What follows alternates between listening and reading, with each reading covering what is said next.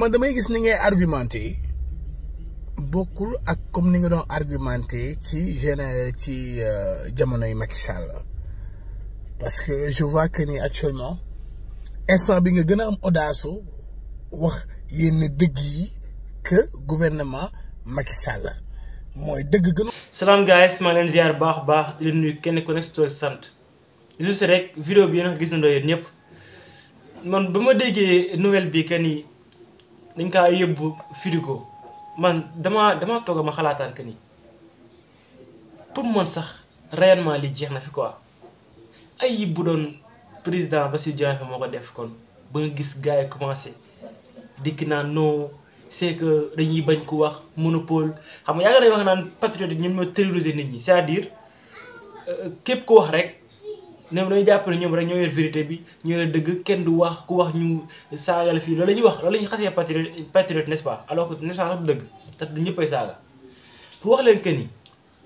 def nga sa émission bu tuddee ko wax sa xalaat xanaa nag yaakaar naa ne nag normalement yow da nga war a encourager sax ñi nga xamante ni dañuy am pensée bu différent ak yow ni ngay doxalee wala ni ngay xalaatee parce que loolu mooy permettre yow nga mën a évoluer si lu bëree bëri ak nga mën a xam tamit réellement émission bi ngay def ban fànn la nekk ak si ban niveau la toll. tey jii nii yow nit ki def na vidéo wax xalaatam au lieu que nga xool ba xam li mu wax bu fekkee dafa teg si respect saagawu la yaakaar naa xasu la aussi donc.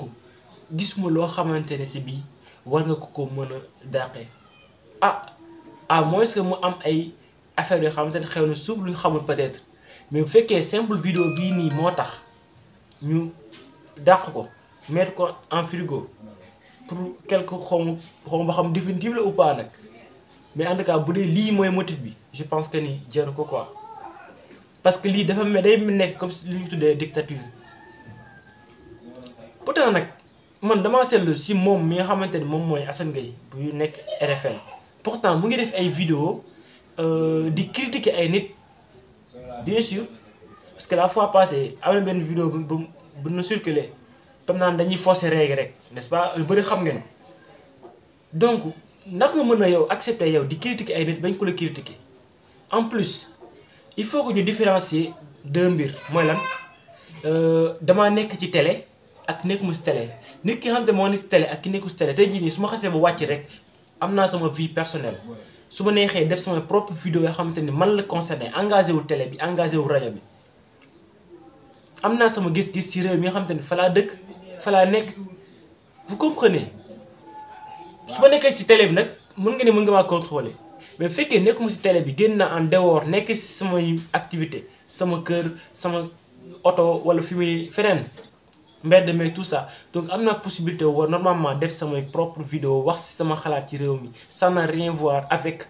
li nga xamante ne mooy léegi par exemple imagine tey jii su fekkoon keneen moo jël téléphone am woote ci émission bi wax li muy wax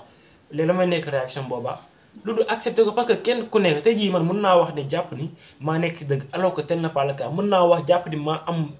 raison alors que keneen mën naa am benn gis-gis bu gën a kawe sama gis-gis donc mën maa comprendre nit ki wax xalaatam nga lii ko parce que nekk loo xamante ni image bu rafet la xaw ma nag lan moo làqu ci ginnaaw ak lan mooy affaire bi parce que déjà mën nañ gis benn action rek ñëw analyse naan lii du yoon mais kenn du xam on sait jamais mais bu fekkee ci acte bii la doy na waar en tout cas lu ci mënti am daal moom ñu ngi ñaan yàlla nañu yàlla sutaal ñi ñëpp sutaal bépp boolem jullit képp ko xamante ni yaa ngi ci yenn poste yi nga jiite bis boo jëlee sa bic di signé pour di dàqlu ay nit war nga xalaat bu baax a baax ki ngay dàq est-ce que yaa ngi xalaat njabootam ki ngay dàq est-ce que xam nga bu baax a baax ñaata nit ñoo bootu ci kawam ki ngay dàq est-ce que xam nga bu baax a baax lan lay représenter en plus yow mën a de fi nga di nga def ba agsi fi nga agsi ba nekk benn directeur ba am capacité au pouvoir mën a limoger ay nit na nga xam ni un jour viendra nit mën na faa nekk on sait jamais lan la yàlla réserver parce que poste yi dañ koy nommer rek te lépp loo gis yaakaar naa ne waxtaanee ko moo gën foofu li ma yaakaar kon tey loolu moo nekkoon vidéo bi di wax que ni yàlla na yàlla def jàmm ci réew mi defal ko suñu njiiti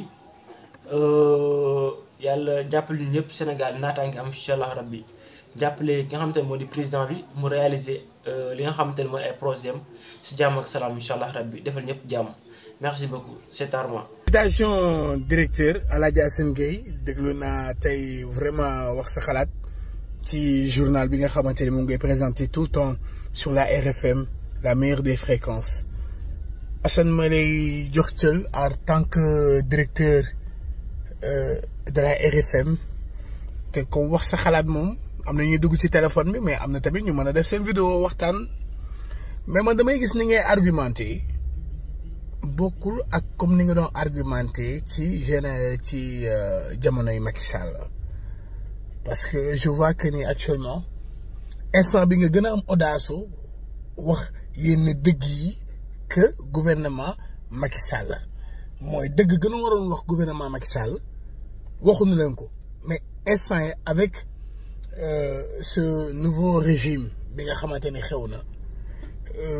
am na loo xamante ne am nga audace pour wax ko maintenant mais man je vois que loolu départ gaynde arrivé muus la parce que gouvernement bu am 2 mois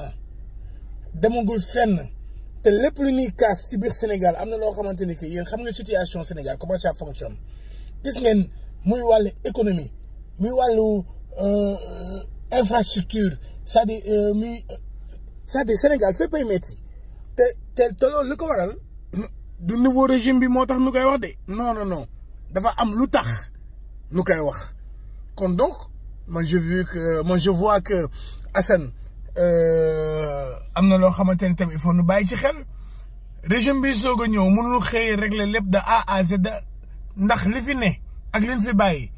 ak li nga xamante ni état bi liggéeyoon na ko avant ak li ci ay tuuxi duuna am fi te waxuñu ko woon nu bàyyi ba tey di ko soog a wax attention dañuy tëb rek pour forcer état bi pour nu xëy lijjanti loolu ni nga koy lijjanti sax ndax boo xoolee ci benn weer ak ci ñaari weer ni ngi def jaloore yu am solo nag yoo xamante ne que kenn